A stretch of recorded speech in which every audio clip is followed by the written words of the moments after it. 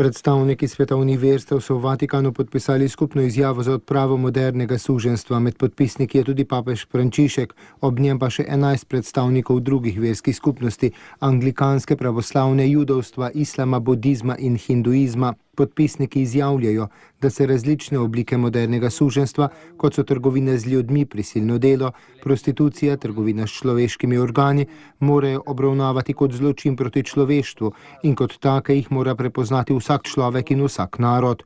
Dogodek je na 2. december, mednarodni dan za odpravo suženjstva, potekal na pobudo mednarodne organizacije Global Freedom Network. Frančišek je pozval k skupnemu boju proti suženjstvu in spomnil, da žrtve prihajajo iz različnih situacij, a najpogosteje so to najrevnejši.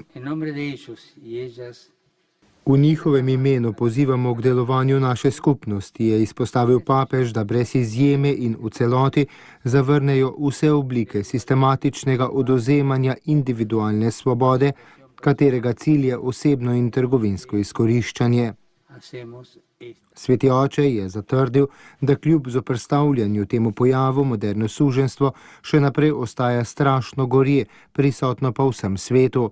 Podprti z ideali našega izpovedovanja vere in skupnimi človeškimi vrednotami, vsi lahko in moramo dvigniti standard duhovnih vrednot, da bomo skupnim naporom in pogledom lahko izkoreninili suženjstvo iz sveta, je dodal sveti oče.